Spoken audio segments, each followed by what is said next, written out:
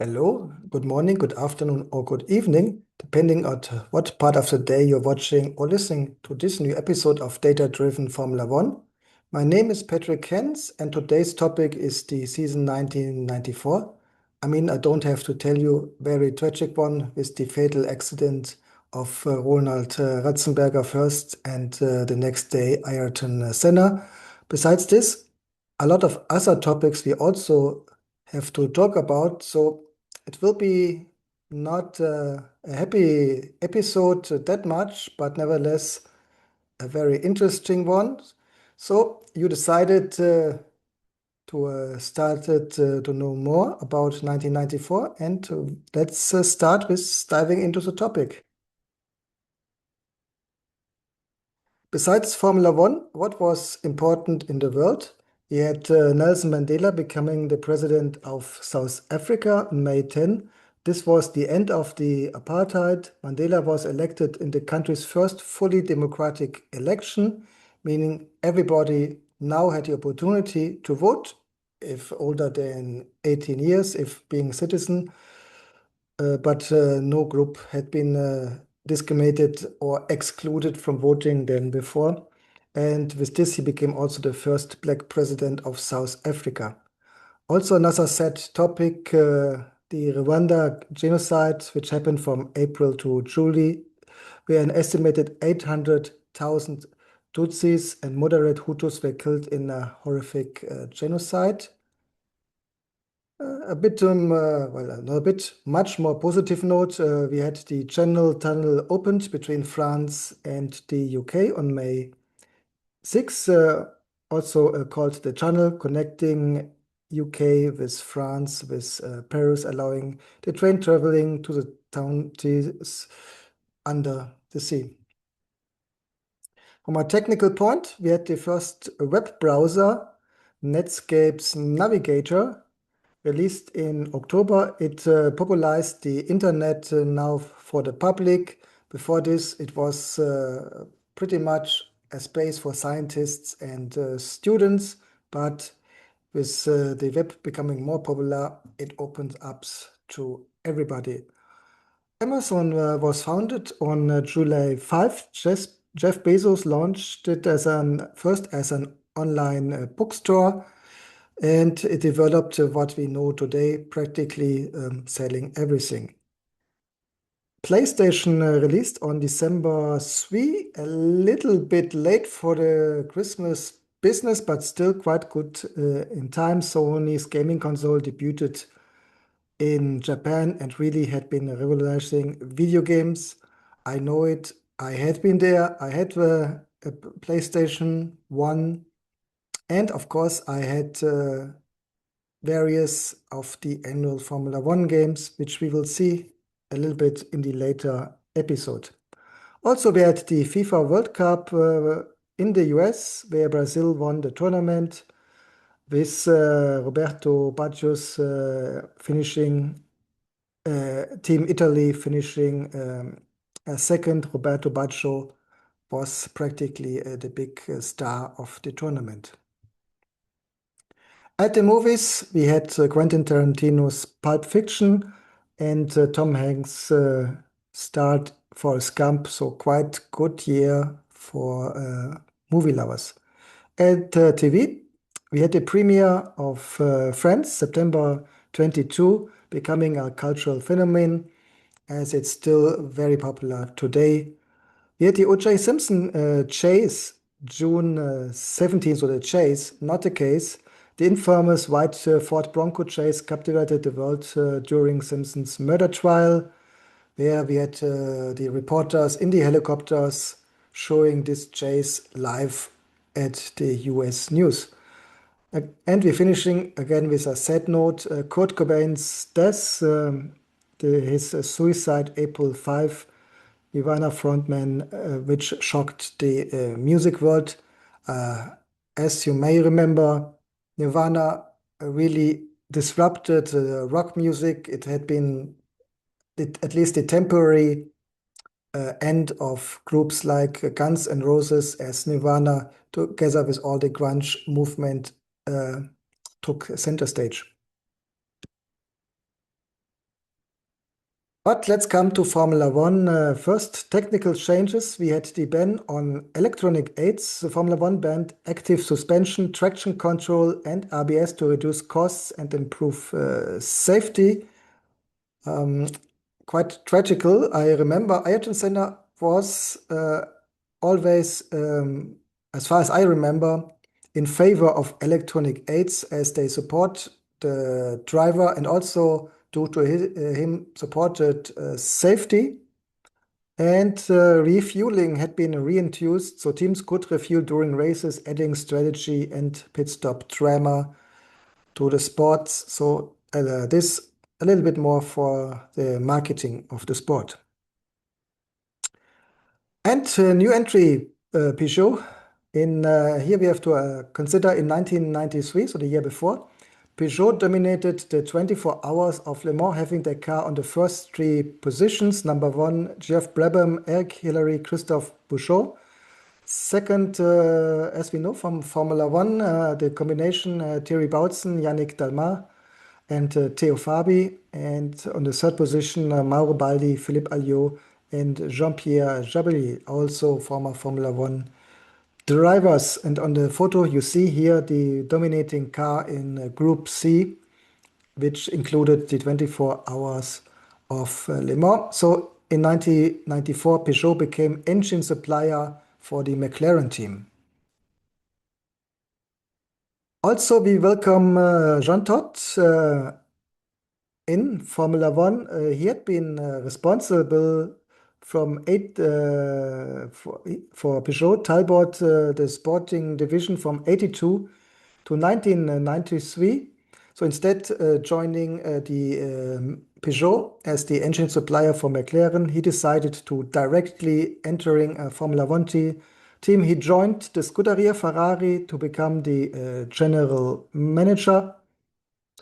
And with this is the first stone leading later to the Formula One championship for Scuderia Ferrari later years. So it wasn't that it was all thanks to Michael Schumacher, but I think it was starting with Jean Todt, who brought structure, discipline to Ferrari, and of course was a key factor motivating Michael Schumacher to switch from Benetton to Ferrari. So here we see really the start of the later Ferrari success dominating the series for many, many years. Another French person, Alain Prost, retired after the 1993 season due to the rumor his contract for 93 included that Williams could not hire Ayrton Senna, but this was only 93, so Williams was free to get Ayrton Senna as driver, and Alain Prost wanted to avoid it. Besides this, he was in the age for retiring, won 3 times Formula One, so good decision from his side to retire, my opinion. Formula One, we still do not have the PlayStation official Formula One games, also as the PlayStation debuted in Japan only in 94 in December. But what I can show here is Formula One, which have been published for the Commodore Amiga, Atari ST, the famous 16-bit computers. And for the game consoles, it was available for the Game Gear, the Sega Genesis, and the Sega Master System. So still, this had been a game using sprite technology. So we not have that each car was created as a 3D model, but every angle of the car was a sprite created by the graphic designer of the game. But nevertheless, we see slowly the change from pure arcade games to more simulation, and for this, Formula One was one of the stepping stone towards the Formula One simulations as we have them today. But enough about preparation. Let's start with the races. We start as often in South America in Brazil's Interlagos near Sao Paulo. Michael Schumacher started with a victory in the new season. Second position, the second Williams driver, Damon Hill, and a quite strong third position for Jean Alesi. Besides this, we had the debut of Heinz-Harald Frentzen, Oliver Panis, Jos Verstappen, Max Faser, and Roland Ratzenberger. Furthermore, first entry of the Simtech and Pacific Racing teams. From there, we go to Japan, the AIDA racetrack. Another victory for Michael Schumacher. Second position, again, strong result for Ferrari, Gerhard Berger this time, and third position, Rubens Barrichello. Due to a testing accident, Jean Alesi not started in Japan. He would stay off for several races, so also he had not been in San Marino the next time, and test driver Nicola Larini replaced Alesi. If you're interested in Larini, we did a special episode about him. Eddie Irvine had a one-race ban for causing accidents in Brazil, so also not started. And later this was increased to 3 races. He had been replaced by Akuri Suzuki. Third race, and this is now the tragic weekend, San Marino at the circuit Dino and Enzo Ferrari in Emilia-Romagna in Italy. Just speaking first about the results, victory for Michael Schumacher, second position. The best result for Nicola Larini in Formula One, a second place, and number 3, Mika Häkkinen. But of course, these results hadn't been relevant because it started already on Friday. Bad. We had the accident of Rubens Barrichello, quite strong accident. He had been delivered to the hospital where his friend, and you may say mentor, Ayrton Senna, visited him. Then the Saturday qualifying, was it qualifying or the free training? I don't remember. We had the fatal accident of Roland Ratzenberger in his third ever Formula One race with the Simtech, and then the fatal accident on Sunday of Ayrton Senna. I think all of us who had been following this Grand Prix in live in at Imola or on the TV remember these scenes. This is one with Ratzenberger and the one with Ayrton Senna, because they had been live on TV, at least in Germany. So it was finally Ayrton Senna leading the race after Michael Schumacher had been winning the first races. And it was already the mood that you saw that Michael Schumacher, the young driver, highly talented, aggressive, was practically hunting Ayrton Senna. So he was relatively not completely close, but he was more or less close behind Ayrton Senna, who, thanks to his talent, could drive the Williams on a higher level than the quality of the car really was. And unfortunately, then something broke, and he drove at very high speed against the chicane. And I mean, yes, it was quite heavy, but you saw this many times before the years, the earlier season. So you would have expected after some seconds getting him out of the car, but nothing happened. And then, of course, Also, with remembering Saturday, Barrichello, the day before Roland Ratzenberger, you had a very bad feeling because he was not moving, and then on TV in live it looked very slow until he get out, put in the helicopter, sent to the hospital. The race continued, but you had a very bad feeling that he would not have survived, which unfortunately was later confirmed because a small part went through his helmet into his head, and very small chance that something happens like this, but this time it happened again. Yes, it was very strong, but you thought you would have seen similar accidents before, so it was a shock because it was Ayrton Senna, maybe the greatest of all time.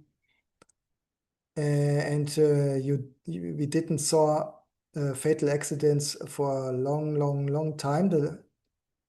I think Elio De Angelis was the last one, and this was in training, not in a race.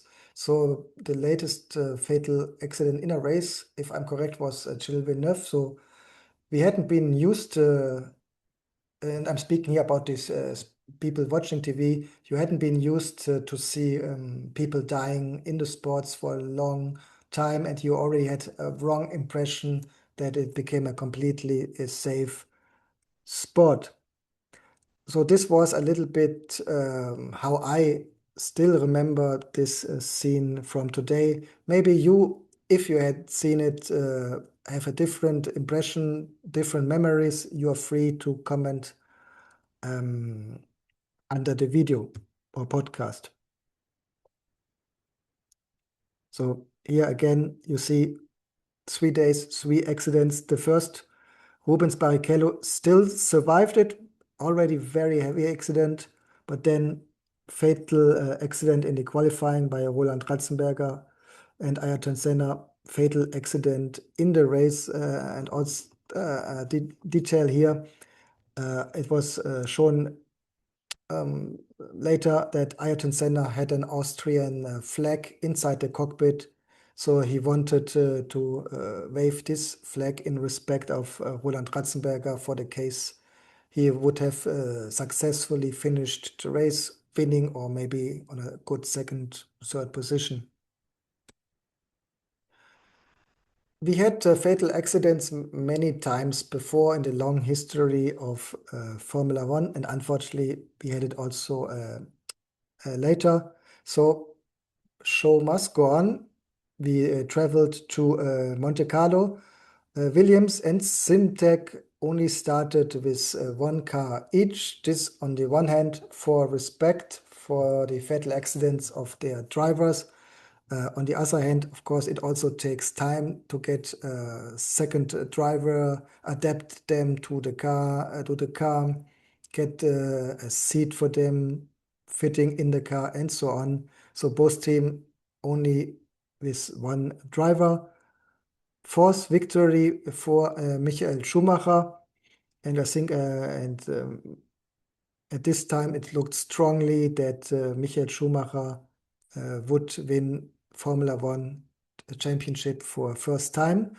Then Martin Brundle, third position, Gerhard Berger. From there, we went to Spain, the Catalunya racetrack. First victory for Damon Hill on the Williams. Second for Michael Schumacher, then Marc Blundell with the McLaren Peugeot. It was the first race for David Coulthard, replacing, well, you cannot say replacing, but he started the second car for Williams now, making Damon Hill the number one. Andrea Montermini started with the second Simtek. Canada, Montreal, another victory for Michael Schumacher and the Benetton team before Damon Hill and Jean Alesi back at Ferrari. France, Magny-Cours, another victory for Michael Schumacher, second Damon Hill, So it would be quite clear it would be between the two drivers and the two teams having the strongest car. Ferrari being a strong third team and another third place for Gerhard Berger in France.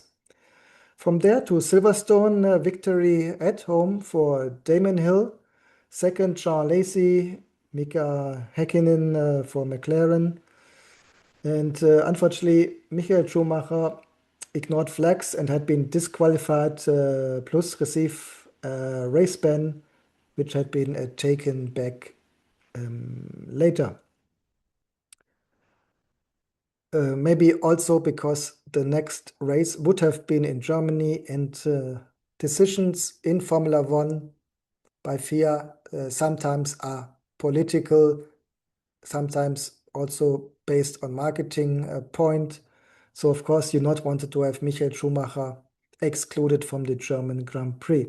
Nevertheless, a victory went in Germany to Gerhard Berger, Olivier Panis second, and Eric Bernard on the third position. Gerhard Berger, who was a friend of Ayrton Senna, even though they had been in the same team, but I think Ayrton Senna and Gerhard Berger, they never really understood themselves on the same level. Berger was always a clear number two besides Ayrton Senna, so it was no problem, and both developed a friendship. So Berger dedicated this victory to his friend Ayrton Senna.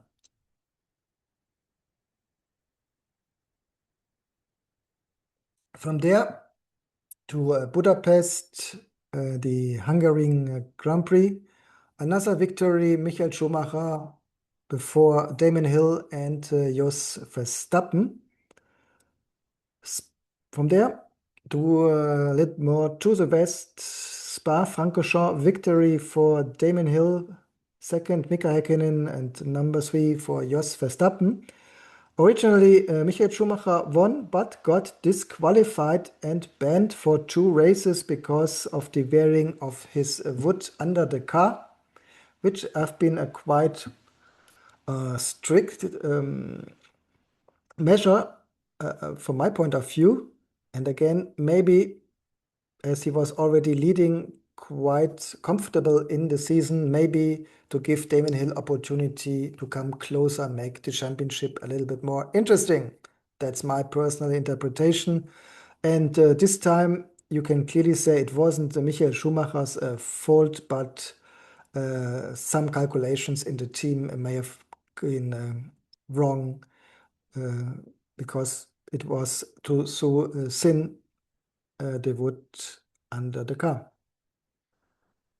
And Damon Hill used his opportunity victory for him in Monza, the Temple of Speed, before number two, the Ferrari driver Gerhard Berger, and a good third position for Mika Häkkinen with the McLaren Peugeot. Again, victory Damon Hill, and here it was, I think, quite clear that the Williams was the strongest car, maybe a little bit better than the Benetton, but thanks to Michael Schumacher's talent, natural speed, he could compete with the Williams. Second position, David Coulthard and Mika Häkkinen. And here JJ Lehto replaced the banned Michael Schumacher. Jerez, Spain, yes, Michael Schumacher, back victory for him. Second position, Damon Hill and Nigel Mansell, who returned finally to Formula One at McLaren. It took him a little bit because they needed to adapt the car a little bit to him, as he was maybe a little bit overweight in related the average Formula One driver. So Nigel Mansell now finally a good third place. Suzuka Damon Hill victory in Japan. Second Michael Schumacher and third Jean Alesi. From there, we go to Adelaide, the final race. Australia, Nigel Mansell, victory for him. Second, Gerhard Berger, Martin Brundle. And here we had a crash between Damon Hill and Michael Schumacher at the end, both out, and this meant championship for Michael Schumacher. Of course, there had been a lot of discussions if this wasn't provoked by Schumacher. Yes, it was. You may say it was provoked, but I think Schumacher here stayed inside the regulations, and if Damon Hill would have been a little bit more cautious, he would have won the championship because Schumacher wouldn't have been able to defend until the finishing line his position. And you may say Damon Hill, it's a little bit, I would give here a little bit more the fault to Damon Hill for not waiting. Yes, Michael Schumacher, of course, drove hard. He may have provoked it, but he stayed inside the regulations. So here the situation a little bit different from my point of view than the later accident that Schumacher had with Jacques Villeneuve. But again, this is topic for discussion, and you might have different opinions, of course. With this, let's have a look on the technology. We have Williams Renault winning the Manufacturers' Championship, and I think correctly, because the car was the best. On the other hand, it was a technical failure leading to Senna's accident, which there had been an investigation, but at the end it was concluded it was an accident, and unfortunately this can always happen when you're driving, when you're doing sports at the limit. Second position for Benetton Ford, Ferrari with 30 points difference to Benetton, but also around 30-point difference to the Ford, McLaren, Peugeot. Peugeot, a good start. Then we have Jordan Hart, 28 points, Ligier Renault, 13 points. So here you see the same engine as in the Williams, in the all-French team, but due to the chassis and maybe electronics, the Williams was on a different level than the Ligier. Tyrrell with the Yamaha engine, I think this was the best result for the Yamaha engine, 13.7 position. Sauber Mercedes, 12 points. Now Mercedes officially as Mercedes in Formula One, but still not a Vox team like today. Footwork, Ford, the Japanese team, formerly using the Porsche engineered engine, now with Ford, 9 points. Minardi Ford, 5 points. Larousse Ford, 2 points. 0 points for Lotus. Mugen Honda, the former dominating Lotus team, completely, what I want to say, without any chances, any competitivity, 0 points. Simtek, Ford, Pacific Ilmor, two very small teams, also 0 points. Something I like to show with this photo, cars change a lot inside a season. Normally we show you a snapshot of the car, but here you see a car, the Ferrari, and four different occasions. We had first on the left, you see how it was presented, then how it was in Canada, in Germany, and in Japan. So you see, especially at the beginning, no side wings, but one side wings then in Germany, and even double side wings in the Japanese Grand Prix. And similar changes you see, of course, also with inside the other teams. The car to beat was the Williams FW16 here, driven by Damon Hill.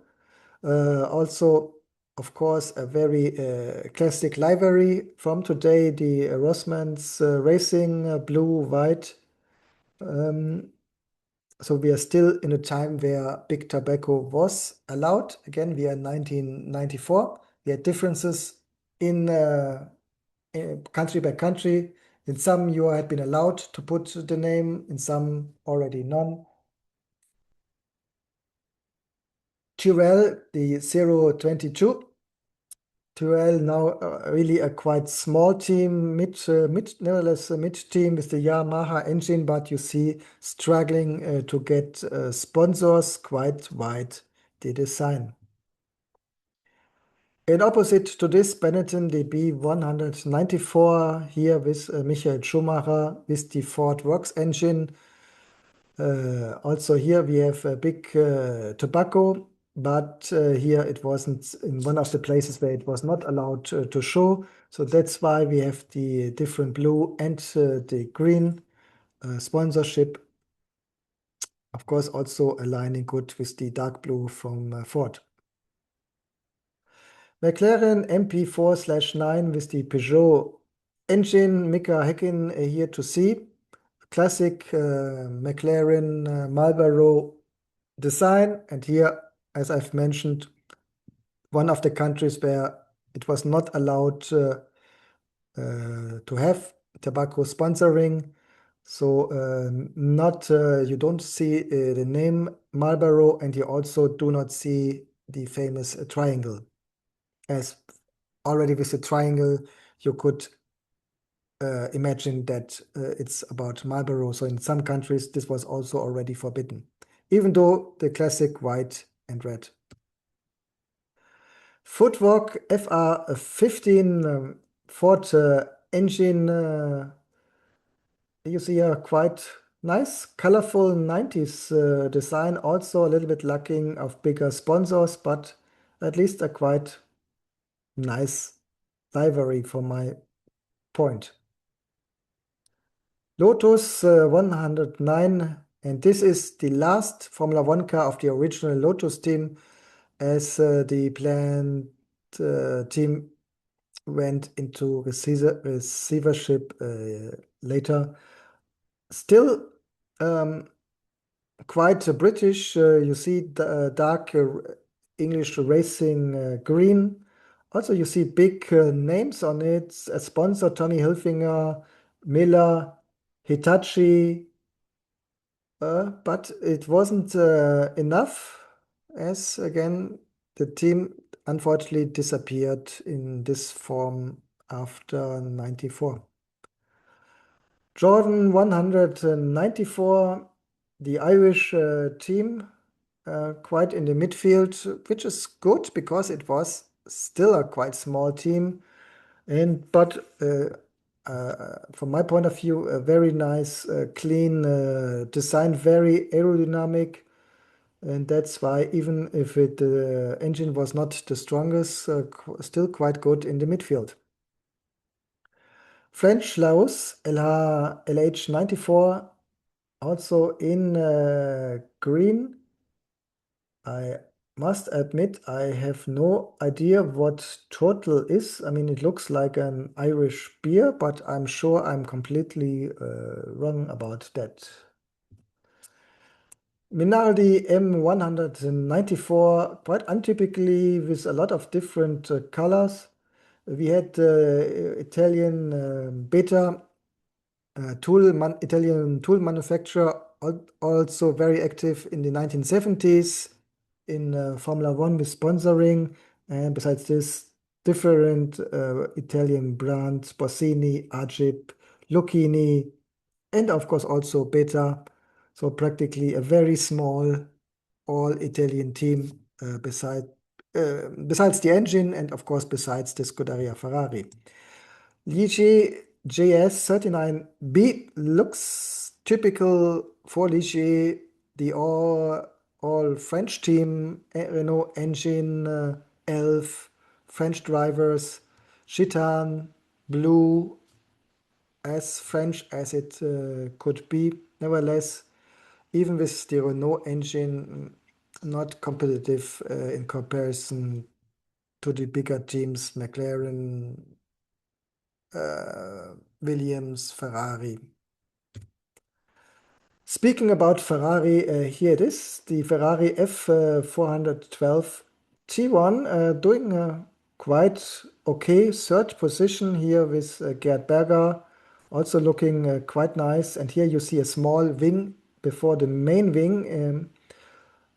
Also interesting what they not had long besides this classic Ferrari. And you see here Marlboro sponsor, but they didn't hadn't been allowed to show the name, and that's why they only showed the white lines. From Ferrari to Sauber, now with official Mercedes engine. You see the little Mercedes star in the front. Swiss watch manufacturer Tissot as main sponsor. Very intellectual with Harvard, but Harvard companies. So I don't know if it has a direct relation to the university. But Sauber, a team which was in Formula One until 2025. Now, 2026, it is rebranded, changed as Audi. Simtek, the S941, most well known for the people who liked watching MTV at that time, because they had been their main sponsor was MTV, so they also had been presented in the MTV program. Besides this very small team, not overly successful. If you're interested a little bit in the story of this team, not directly, we did an episode about Simtek, but we did an episode about Live, which relates to Simtek, and in the episode you find out why.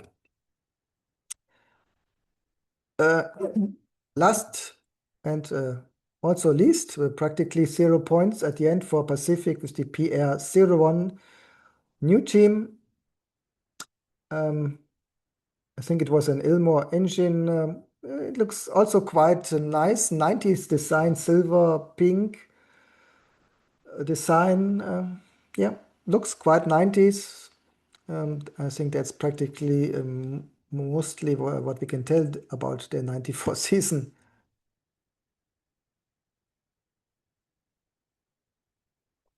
The drivers. First championship for Michael Schumacher and Benetton in the age of 25. Damon Hill, who had been motorcycle champion before, that's why he relatively late joined Formula One. I mean, with an age where already some retired from Formula One, son of a Formula One champion. And so I think he did the best, well, uh, of his position, becoming pushed into the number one position at Williams, so third position for him. And strong third position for Gerhard Berger with Ferrari.